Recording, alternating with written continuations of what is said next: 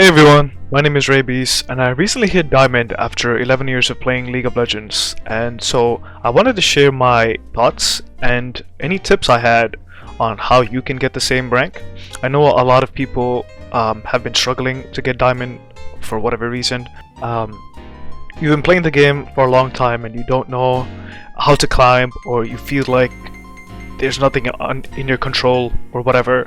I think the tips I share here can be useful because I also struggled with the same thought processes, the same problems that everyone does. I'm not a talented gamer by any means. It took me 11 years to get here. There was a lot of bumps along the road, and I just want to show and sort of share my tips and tricks with you. Now bear in mind, I'm not a challenger player, so I think I can understand what you guys are going through because I'm going through the same thing. I went through the same thing, and I want to make these tips feel relatable to you guys because I know how hard I had it when I was trying to look up videos and guides, and all I would see is these high elo players, Masters Plus, make their guides, and for them it was as simple as do this, but I feel like they weren't very relatable because they didn't understand where we were coming from, and some concepts can be hard for us to internalize, and that made it really unrelatable for me at the start. So I want to be someone that wasn't there for me, a non-talented gamer who grinded his ass off to get to Diamond, and I wanted to share this tips with you guys. So the first tip and the first, I guess, trick you can use to get Diamond, and we've heard this so many times before, but it really is a champion pool, guys, a small champion pool. But I'll take it even further, and I'll say I just one. You have to one trick a champion specifically for ranked. Ideally a champion that can play multiple roles. I played Tryndamere. Tryndamere was perfect, mid top, no questions asked, very easy. Why do we use one champion? And I'm really being serious, guys. Just try to stick to one champion as much as you can. Now again, you are free to play other champion, other modes, or other accounts. I play norms with my friends all the time. Probably sick and tired of seeing me. Yeah. Okay. Oh shit, but I'm coming. I mean, you can't win. You can't win like 1v1s anymore. She's just nuking it. Thank you. Bitch. Good job, bro.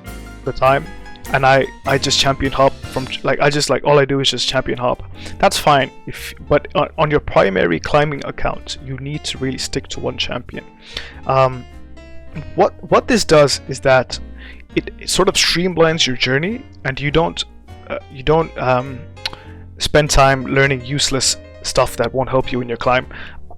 I had a very large champion pool in the past, but at the end of the day, League of Legends doesn't really, it actually doesn't reward a big champion pool. Maybe you can say that's a flaw of the game, the way it's designed.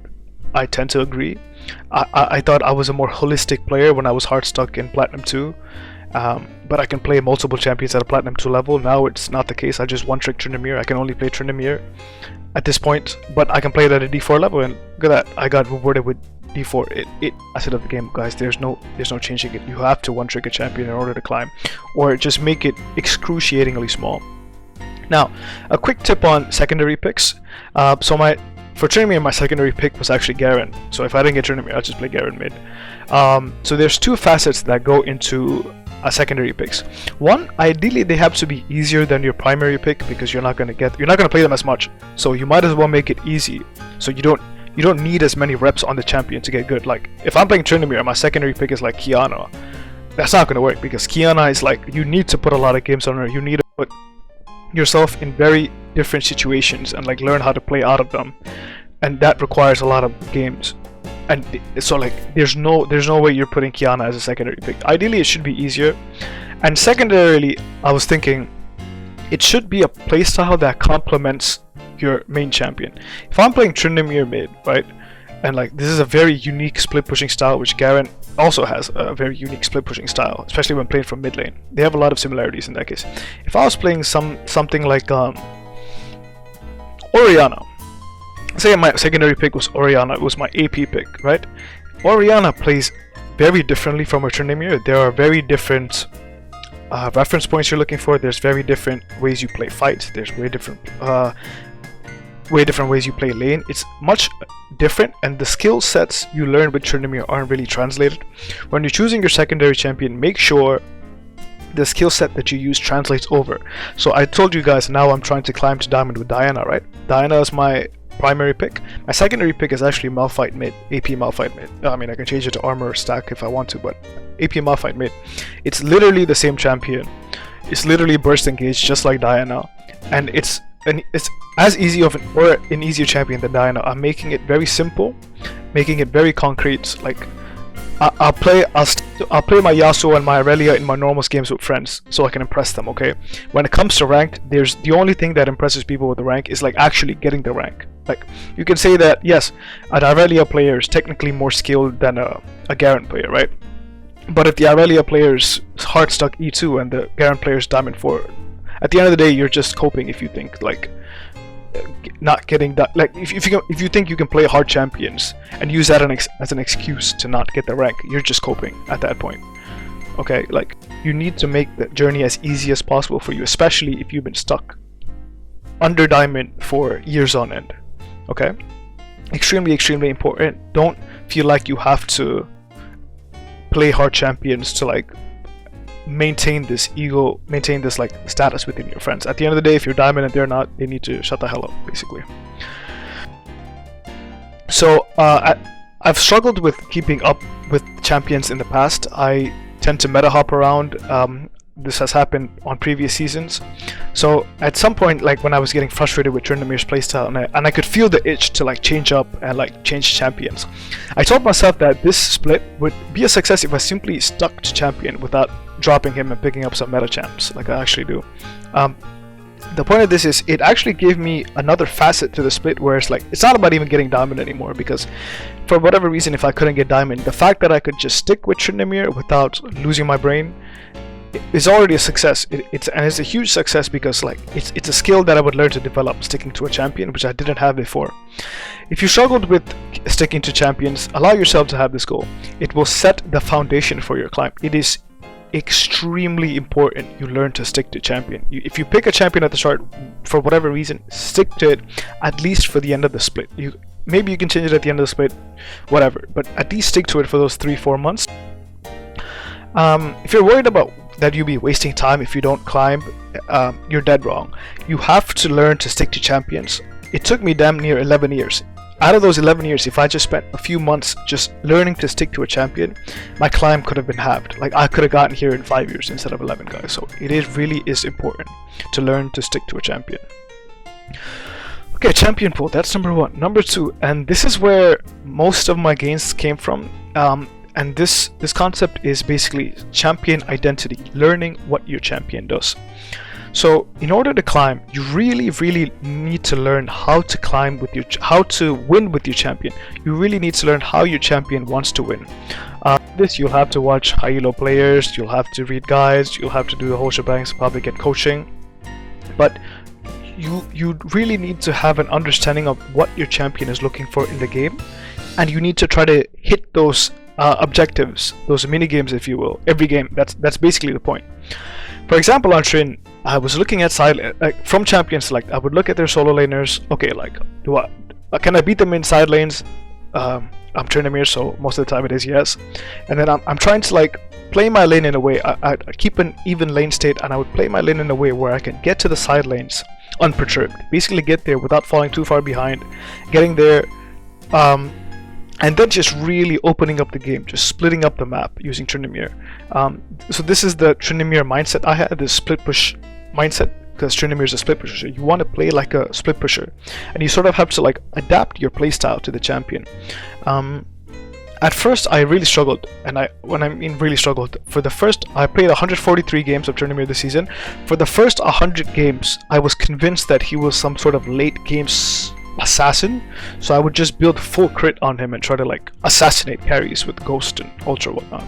That didn't end up working because at the end of the day, Tryndamere really doesn't want to be grouped with the team, and I thought like, I was this really special cookie and I could just you know, like everybody's doing this, but I could do, you know, I'm a unique special player. I could do something different, and I wasted literally 110 games. It's fine if you have your own take on the champion and you want to try it out or whatever, but please just learn the default method first. If Trinity is a split pusher, learn the split push style.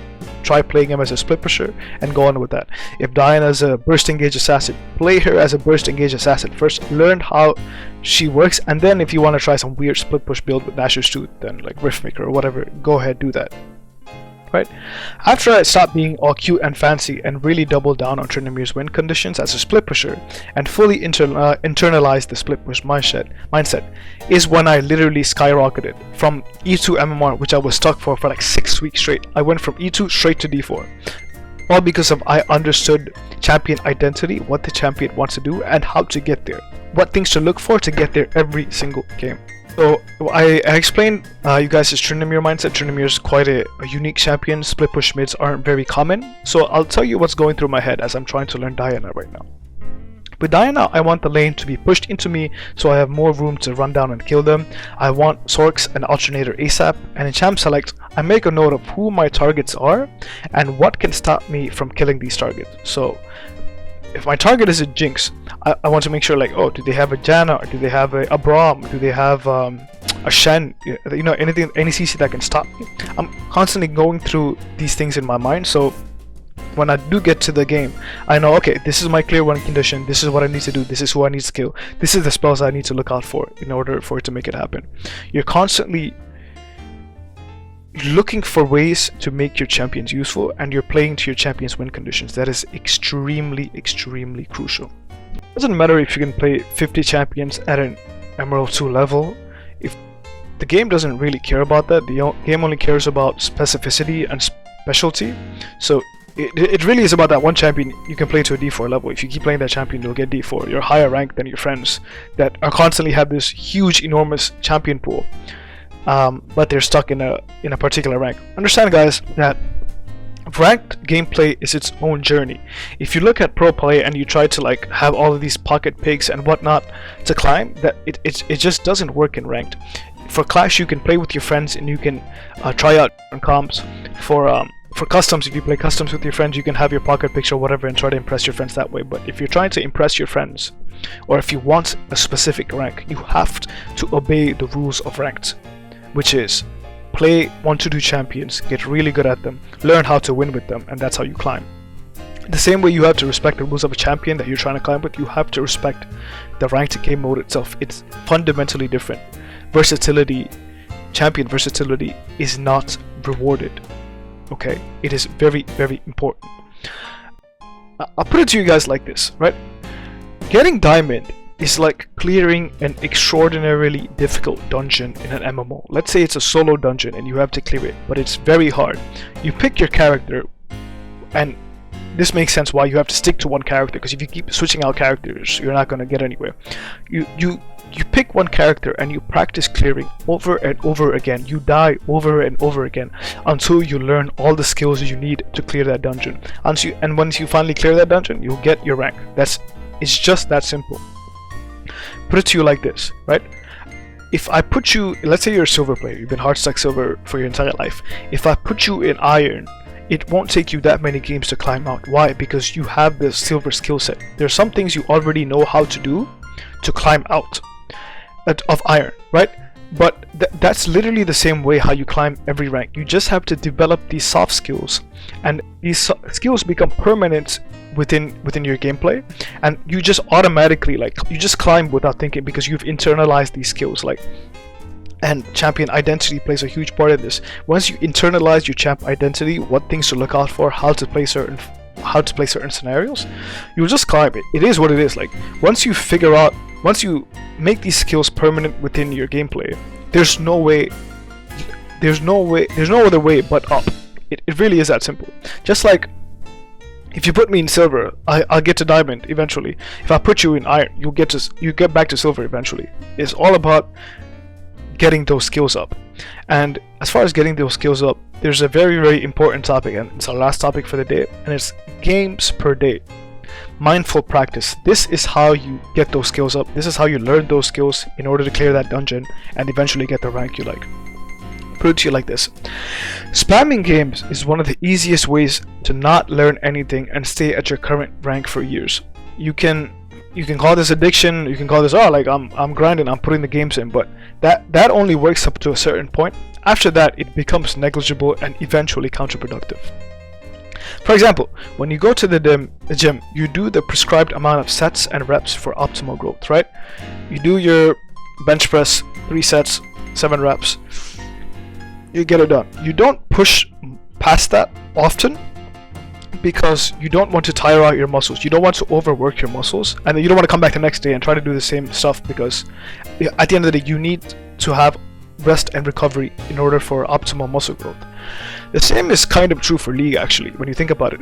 If you've been hard stuck at a current rank for so long, let's say you're not Diamond, you've been hard stuck for a while, and you just endlessly keep pushing games just for the dopamine hit of playing League, all you're doing is reinforcing bad habits that is keeping you hard stuck in the first place. Now, you can play as many normals games as you want, ARM games as you want, Nexus Blitz games, Arena games as you want, right? But as far as ranked games is concerned, you have to play at full focus. You have to play at extremely high intensity, and that is why I recommend only 1 to 2 ranked games per day. You're free to play whatever the hell you want after that, but 1 to 2 ranked games per day. Take it extremely serious, be extremely focused, try to max out on the little stuff like map awareness, keeping your win conditions glued to the forefront of your brain. Try to exert as much influence as you can. 1 to 2 games is for like regular people. If you're like in school and you have nothing else better to do with your life, then 3 to 4 games are reasonable, but you really want to go for intensity rather than you want to go for quality rather than quantity. Actually, you just want to make sure you're learning how to play at 100% intensity, because there are some games that you'll just win straight up just because you're playing at like fully rested 100% intensity, and the more you can replicate those games, the more you'll climb. Now, why is playing fewer games equivalent to developing these skills? Simply the fact that you're playing fewer games allows you more time within your League journey to go and look at those guides, look at those educational content to further develop your understanding of the game and specifically your champion.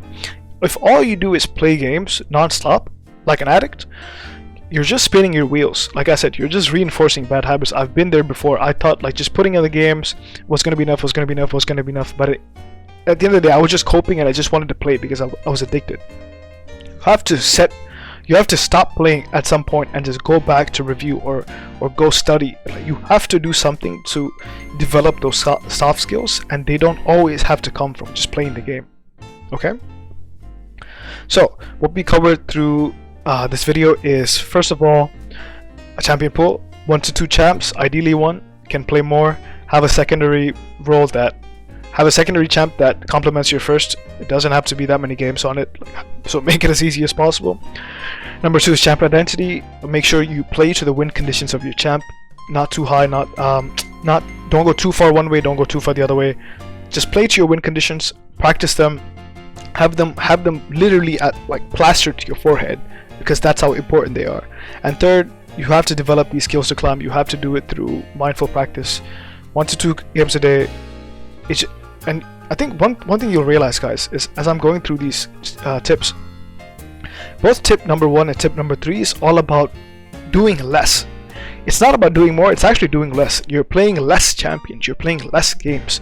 And the point of this is to and I spoke about this before, it's about developing speciality. It's about becoming laser focused on one way to play the game, one champion. Because at the end of the day, guys, that is how you climb. You don't climb by playing multiple different champions, because you're just making your climb more difficult at that point. You're making that climb like longer at that point. You want to be as quick as possible, you want to be as efficient as possible. You have to do less in terms of games played and champs played, and you have to dial up the intensity. You have to dial up understanding of champ identity. That is literally how you climb, guys. It is as easy as clearing a dungeon once you understand these concepts. Thank you guys for watching. If you stuck throughout the end for this, I was just rambling back and forth. Next video will be a Trinimir mid guide. I will go through some tips on how to play Trinimir mid. it is a pretty broken champion once you get the hang of it. But yeah, guys, thanks for watching, and I'll see you guys later. Bye.